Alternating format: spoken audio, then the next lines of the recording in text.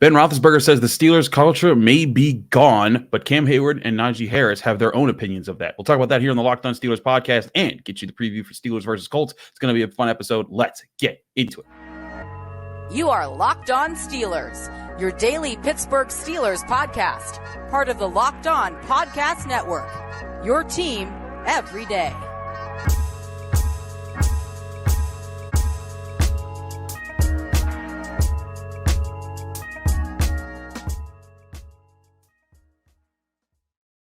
Hello and welcome to the Locked On Steelers podcast. I'm your host, Chris Carter, bringing you your daily dose of all things in the Pittsburgh Steelers. As always, you can find this show on your favorite podcasting apps and on YouTube. Like this video if you enjoyed. Subscribe to this YouTube channel to get all of your daily Monday through Friday episodes, as well as our bonus content. We thank you for making us your first listen every day because we're your team every day. And today's episode is brought to you by LinkedIn. LinkedIn is the place that you got to go to right now because LinkedIn Jobs will help you find the qualified candidates that you want to talk to faster. Post your job for free at linkedin.com/LockedOnNFL. That's linkedin.com/LockedOnNFL to post your job for free. Terms and conditions apply.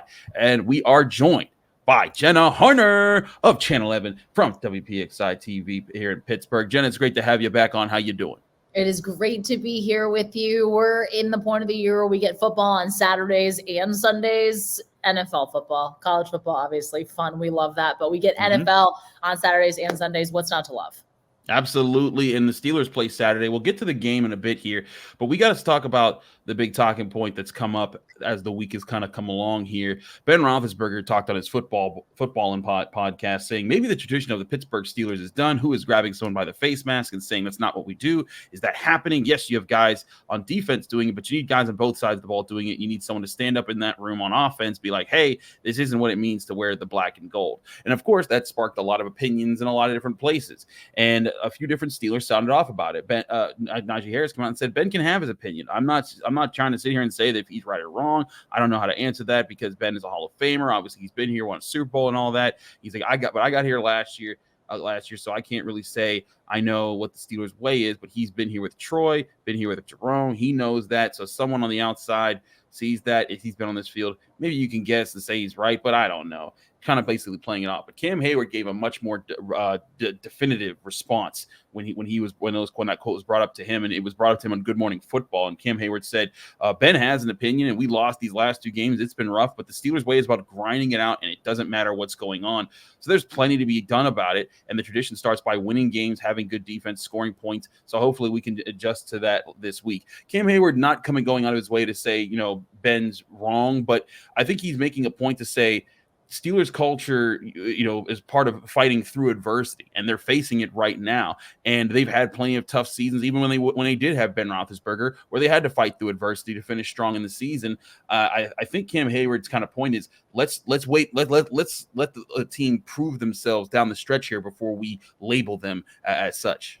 Yeah, I completely agree with that. And I think also part of what Ben said isn't entirely wrong in the fact that right now the offense doesn't really have a leader. And exactly. that might not be the worst thing it's not great, but again, the reasons why you look, Kenny Pickett is injured and he was your sole offensive captain. Then you have Mitch Trubisky, who was a captain last year, but how much do guys really want to follow Mitch Trubisky when just a week ago we're talking with Najee Harris and asking him about Trubisky's leadership, and he can barely muster 3 words to explain about Mitch's leadership. And if anybody knows Mitch's leadership as well as anybody would, it would be his co-captain from a season ago. And this is, again, we've talked about this at length, a really young offense and guys with a lot of big personalities. So you wouldn't in theory, like to look for guys like Deontay Johnson, just like to look for somebody on the offense to be kind of that vocal leader. But with Kenny Pickett out, they don't have that guy. And also sometimes your offensive coordinator is a big leader too, or is a leader of your group. And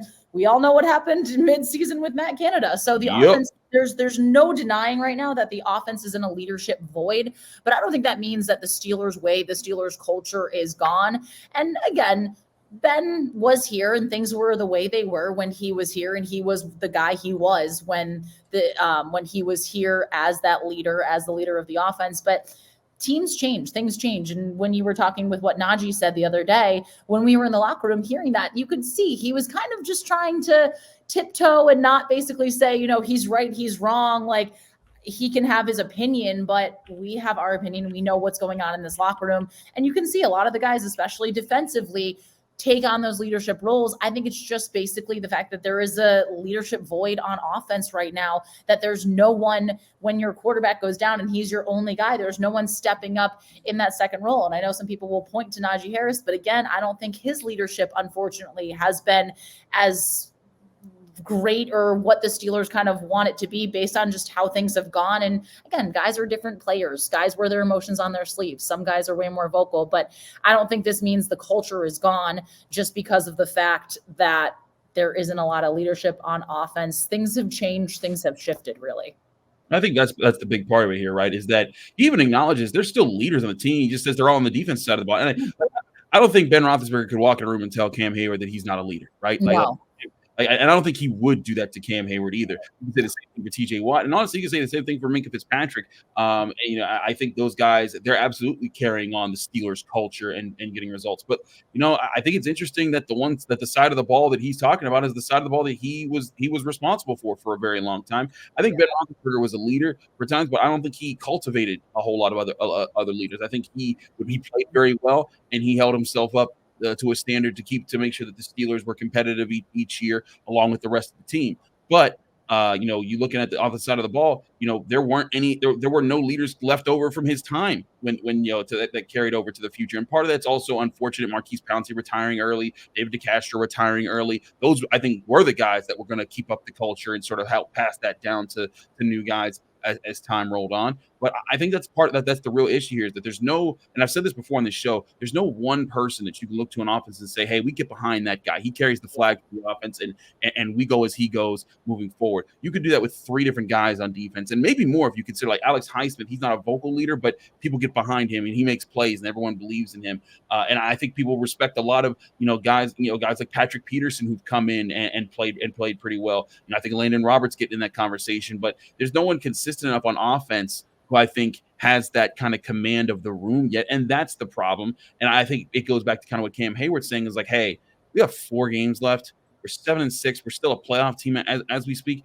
Let's go out and prove that the Steelers culture isn't gone. Because you know what? If the Steelers go into this and they find a way to make the playoffs, despite not having really good offense or good quarterback play all season long, it'll be them beating the odds. Because if you would have told people that they would have this few points and this stuff this far into the season, a lot of people would have said, well, they didn't get it done. They probably flopped and missed the playoffs and finished last in their division. And that could still happen. I think Heyward's point is, let's prove that we're not that, and that is what will prove whether or not Steelers culture is gone or not. Yeah, and that's such a big part of what Mike Tomlin always preaches. And I know there's so many opinions and kind of calling for, hey, maybe it's the end of Mike Tomlin, and I don't think it is yet. But again, there's still 4 games left. This team is well in the thick of the playoff mix. And if you had said at the start of the season, hey, this, with 4 games to go in the regular season, the Steelers are going to be 7-6 and have a potential shot at the playoffs, you would have taken that in a heartbeat based on what we saw, even just week 1 or even coming into the preseason. I know there was a lot of hope to start with this team, but with what we've seen offensively, if you were like, hey, this is where this team was going to be, 1, it would have made a lot of sense. And 2, you would probably be like, all right, this is not the worst thing in the world. This is a team that's still found ways to win, which I think is so crucial. And yes, I know the last 2 losses have been abysmal, and there's been so much of a microscope on them, as there should be. But when you look at things a little bit bigger picture, again, this is a team that should not have probably beat the Ravens.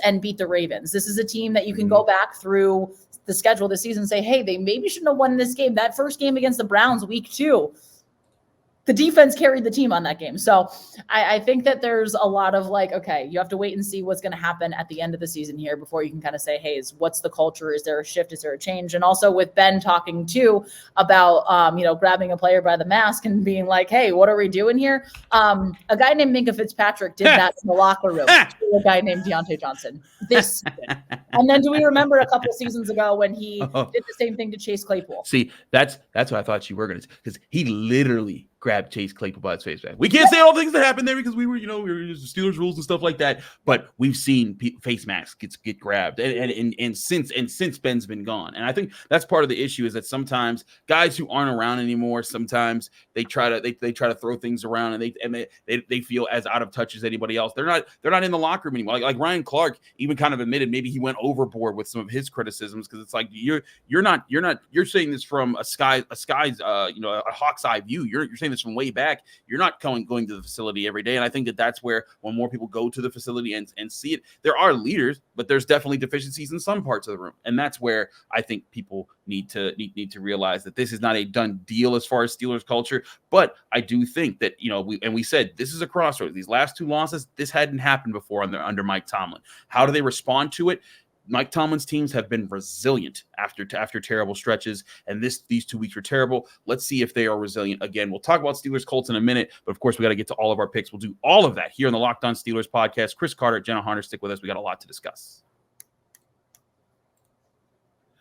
But first, I want to remind you this show is brought to you by LinkedIn. These days, every new potential hire can feel like a high-stakes wager for your small business. You need the right people to hire on your team to help your small business fire on all cylinders. LinkedIn Jobs is here to make it easier for you to find people that you want to talk to faster and for free. You can create a free job post in just minutes on LinkedIn Jobs to reach your professional network and beyond to the world's largest professional network of over 810 million people on LinkedIn. Then add your job in the purple hashtag hiring frame, and then your job will get out there faster than anyone else, and you'll find the right people to hire. Simple tools like screening questions make it easy to focus on candidates to find the right people with the right skills and experience so you can quickly prioritize who you'd like to interview and hire. It's why small businesses rate LinkedIn Jobs #1 in delivering quality hires versus leading competitors. LinkedIn Jobs helps you find the candidates you want to talk to faster. Did you know that every week, nearly 40 million job seekers visit LinkedIn? Post your job for free at linkedin.com/LockedOnNFL. That's linkedin.com/LockedOnNFL to post your job for free. Terms and conditions apply.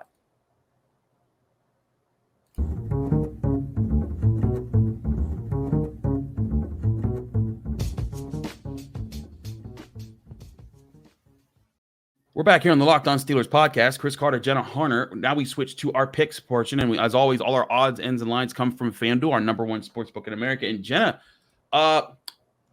somebody on this screen is in the top 10 right now, and it ain't me. Jenna Harner with 136 points right now in the Locked On Steelers Pick'em League. That's now over 300 people. That is tied for 7th place. Right now in first place is Crazy Eyes. But Jenna, you're 3 wins away from getting in first. I'm still trying to climb up out the middle ranks here. And I should be too, because the night of the Steelers-Titans game, I didn't get the pick in time because we were so busy at Channel 11. So it's fine. Just as a reminder, always get your picks in, people. But last week was a good week, and we're feeling good coming down the stretch here. Absolutely. We head to the picks here. We skipped Thursday night football because it's the Friday show, but Saturday football before the Steelers play. Vikings at Bengals. Bengals 3-point favorites at home. The Vikings been struggling on offense, but that defense just has pitched a shutout. I'm going with the Bengals at home here because I like Jake Browning and what they've been able to do, but so I feel like there could be something weird brewing with the way this Vikings defense has been playing lately. Yeah, and if the Vikings had a little more consistency on offense, I maybe would switch my pick a little bit here. I'm going with you with the Bengals because what Jake Browning has done until he proves me wrong and until he doesn't look great, I'm confident in what he's put on display. They've put him in such a good position to succeed in that offense. But with the questions, it's Josh Dobbs is benched for Nick Mullins. So I know there's just kind of, I think it's like the 4th starting quarterback the Vikings have had this season. Right. Just kind of rough offense there. So if they had a little more offensive consistency, I'd say the Vikings, but I like Cincinnati in this one. They're in the thick of the AFC playoff race, and things are going to get really interesting down the stretch here. Skipping the Steelers-Colts game, we save that for last. Saturday night football, Broncos at Lions. This is an important game. The Lions are trying to close out and get a good seed in the NFC playoffs. The Broncos are fighting for the AFC playoffs, but I'm picking the Broncos. The Lions are 4.5-point favorites at home, but the Broncos, I like the way they've been playing. They've been rising up. I was a little caught off guard by the Lions' loss to the Bears. I don't know how this team will respond to that. Give me Denver on the road. What say you? I go back and forth with this one because my gut a little bit is like, Denver might do it. But I also think the Lions have kind of shown, hey, we're not the team that's going to fall apart here. And they've had ups and downs that they've been able to bounce back from a little bit this season. I was with you on that one. I was so surprised the way they came out against the Bears. I think they know that this is kind of like a right the ship type moment. Maybe they'll be a little too tense and a little too tight here. I've got to go with Detroit. I think they win this one. Buccaneers at Packers. Packers 3.5-point favorites at home here. I'm riding with the Bucs simply because I love their defensive line, what they've been doing with Kalijah Kancey. They've been getting after the quarterback. The Packers also, I think we've started to see a little bit of faltering on their end. I don't like either of these teams the way where they are right now, but give me the Buccaneers overall roster construction getting the win because of their defense. Yeah, this one's really tough for me because I would have confidently said Green Bay just based on what they'd strung together before the New York Football Giants took them down on Monday Night Football. I'm still going with Green Bay, though, because I think they have a lot of weapons. I think that they have the pieces in place to get it done. I also think the Bucs secondary has been exposed a little bit, so I like Green Bay, but I'm a little nervous on that one.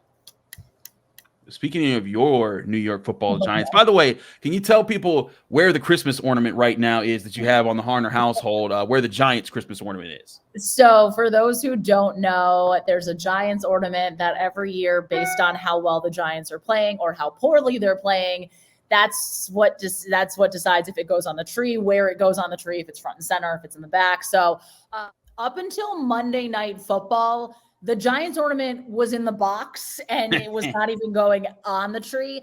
Tommy DeVito has brought a little bit of light, a little bit of hope this holiday season. So the Giants ornament, strictly based on Tommy cutlets, is going on like the back side of the tree where you can't really see it, but I know that it's there in my heart. So you find a little bit of a balance. But hey, the Giants are doing really well. I'm not picking them, though. I'm picking the Saints. I was about to say, come on, the G-Man. I'm picking the Giants. Let's go. You got me believing in Tommy Cutlets. Oh, man. Tommy, I will say, Tommy Cutlets has been so fun to watch. And if anybody can get anything out of a third-string quarterback, it's Brian Dable. However, I've seen the script too many times. I've seen the movie. I also, would love the Giants to lose and get a higher draft pick. So there's a strategy right there. There's the thinking. So I know the Saints offense has kind of been a big question mark, at least as of recently. So I'm going with the Saints in this one. But hey, if the Giants surprise me, I'll take it back, and the ornament will move closer to the front of the tree. Falcons at Panthers. Falcons 3-point favorites on the road. I'm taking the Falcons. The Panthers, they're going to be the number one pick. 100%. Atlanta has something to play for. The Panthers don't. I know sometimes teams in that realm can kind of be a little bit scary when you don't have anything to play for, but I think Atlanta just knows what's at stake, and they're a little more complete. Texans at Titans. Titans 3-point favorites at home. CJ Stroud did not practice for a second straight day on Thursday when we're recording this show. So I'm rolling with the Titans right now. I think the Texans are really beat up. The Titans, they had a really big win against the Dolphins last week. I think they're feeling that, and I think they're going to ride that to a home win here. What say you, Jenna? Yeah, I'm going with that one too. CJ Stroud is a massive question mark for me. They have just lost so many offensive weapons the last couple weeks. So I think I do like the Titans here and what we saw from Will Levis. I think he continues to build on that. So I like Tennessee at home, but who knows what's going to happen. Absolutely. Jets at Dolphins. Dolphins 8.5-point favorites, and I'm taking the Dolphins, even though the Jets, they've been playing a little bit better lately. The Dolphins better be on their A game or they will get caught. I'll even say this. I think the Jets cover in this game, but the Dolphins win. That's exactly my thought on this. I think Miami's a much better team, a much better offense. Obviously, keeping an eye on Tyreek Hill's status after that ankle injury from Monday Night Football. But to me, the Dolphins are just the better team by a mile. Bears at Browns. Browns 3-point favorites at home. Bears with the upset over the Lions last week. The Browns defense still holds, and they still hold well at home. Man, this is a close for when Vegas tells me that this game's close. There's something that Vegas knows that I don't. But I think the Browns should watch these games, and I picked the Browns to watch these guys. But this is one of those spreads that make me think something is afoot here, and maybe I'll get this wrong. But I'm going with Cleveland. Yeah, no, I'm going with Cleveland too. I feel like there's got to be a Joe Flacco regression at some point based on what we've seen from him. But also, again, if you're set up in a solid offensive system, you have success, especially if you're a quarterback that can manage a game. So I like the Browns in this one specifically too because their defense is at home. But I would not be surprised if the Bears make this interesting. Chiefs at Patriots. Chiefs 8.5-point favorites on the road. I don't need to explain this. Chiefs are favored, and I think they'll cover that easily. Kansas City has lost 2 in a row for the first time since, 2001? Yeah, there's no way they're dropping 3 straight, especially against the Patriots. The Commanders at the Rams. Rams are 6.5-point home favorites here. I think this is an easy pick. The Rams have been playing well. The Commanders haven't. I'll take Matt Stafford. Aaron Donald is going to have himself a day. Yeah. I love the Rams.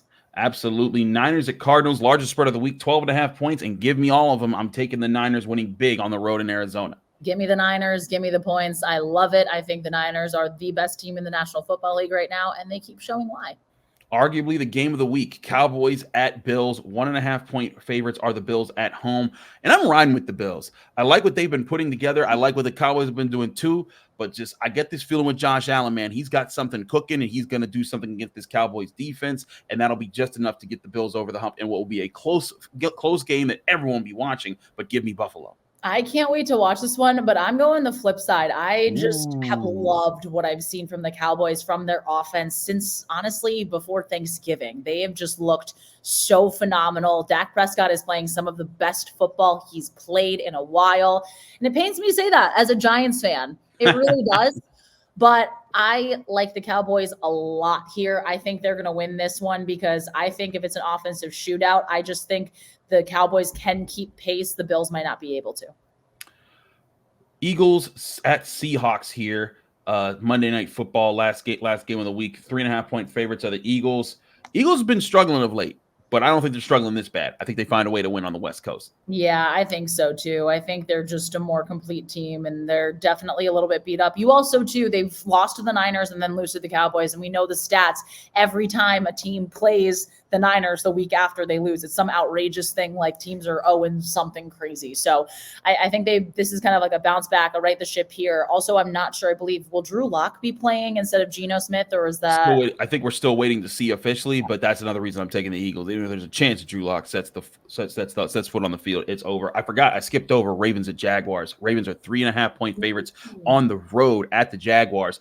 I think there are some serious challenges for this Jaguars team right now with injuries. They're bouncing back from a rough week, rough loss against the Bengals. They need to win this game, but I think the Ravens find a way to win this game on the road. The Ravens feel like a more complete team. And I think the game that they played last week against the Rams really showed us kind of the true potential of what this Ravens team can be when Lamar and when all the pieces around him are at his best. I really like the Ravens in this one.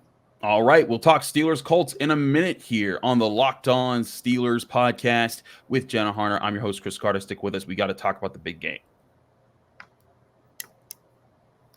But first, I want to remind you this show is also sponsored by BetterHelp Therapy Online. Life is full of twists and turns, and it's important to show up for yourself through all of them. I've faced plenty of times in my life when I've tried to shoulder burdens, but I found answers thanks to the help from good therapists. That's where BetterHelp Online Therapy comes in, because they'll assess your needs and can match you with your own licensed professional therapist in less than 48 hours. It's not a crisis line. It's not self-help. It's actual professional therapy done online, available to people worldwide. You can log into your account anytime and send a message to your therapist. And with therapy, it can take a few tries to find the right fit for you. BetterHelp makes it easy and free to change therapists if needed. And they have a special offer for our listeners. Right now, you can get 10% off your first month at betterhelp.com/lockedon. That's 10% off your first month when you sign up today at betterhelp.com/lockedon. That's BetterHelp.com/lockedon.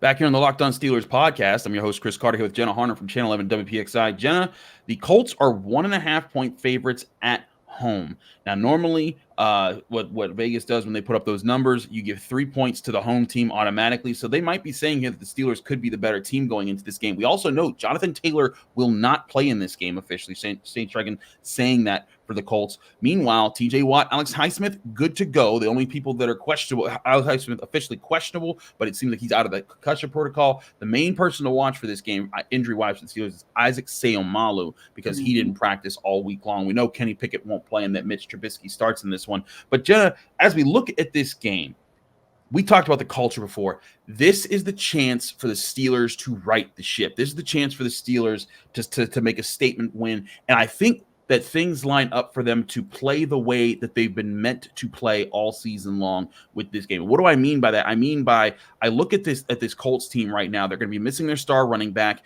They're going to, they're going to be relying on a number 2 there. Their defense has been bad all year long, especially bad against the run. They're giving up the third most rushing touchdowns on the year. They're giving up the 26th most rushing yards on the year. Granted, that's 15th in yards per attempt, so that kind of makes it a little bit different there. But still, this is a defense that's been run on, and this is an offense that is very inconsistent at best. Gardner Minshew has his flashes good, but he also has his flashes bad. And this is where I think the Steelers just play your traditional game. Don't put too much on Mitch Trubisky. Run the football with Najee Harris and Jaylen Warren. Both of them will be healthy enough to go, and let your defense take over this game. And they have to take over this game. Turnovers, sacks, stopping the run, playing that kind of ball. They do that, I think they have a good chance to win this game, and we're talking about a whole different team at 8-6 versus 7-7 and having lost 3 in a row. Jenna, what's the biggest factor you see for the Steelers to get a victory this week? I love exactly what you said, because that's where my mind is going. We've heard from this team all season. Their identity is they want to be a team that can run the football. We've heard it from offensive coordinator Eddie Faulkner. As of recently, we've heard it from Najee Harris. We've heard it from Jaylen Warren. These guys want to be able to run the football. And we know Mike Tomlin loves to see his guys in the trenches winning those one-on-one mano-a-mano type battles where it's just a battle of wills. I'm going against you, and I am going to make you feel that pain. I think this is the perfect opportunity for the Steelers to do just that, because yes, then it takes a lot off Mitch Trubisky's plate where he doesn't feel like he has to do too much.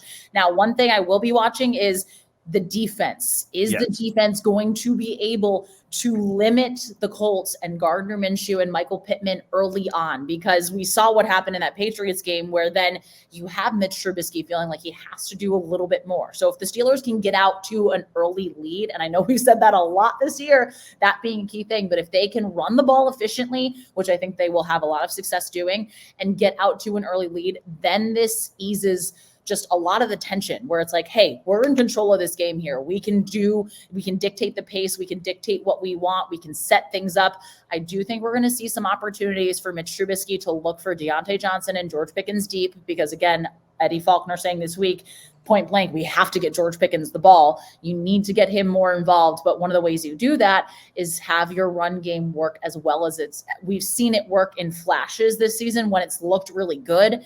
Then you take a little bit of the pressure off. Then you can open more things up, use some play action, things along those lines to really help. So I think if the Steelers can get that run game going and can win the battle in those trenches, I think that they will have success on the day.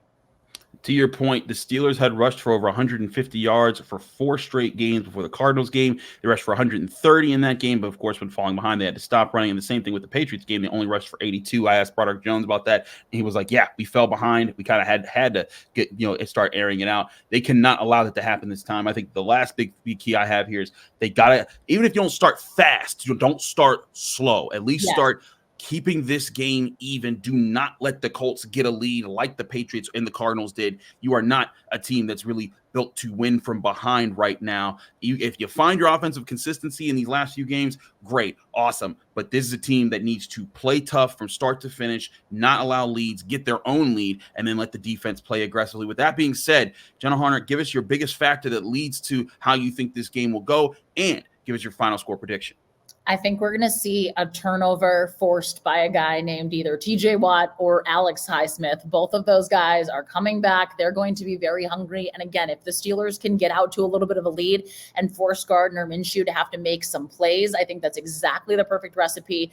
We maybe won't see a defensive touchdown from the Steelers because that's kind of wishful thinking, but you will see, I think, this defense force a turnover, create that splash play, get back to that Steelers identity that they want to consistently play with.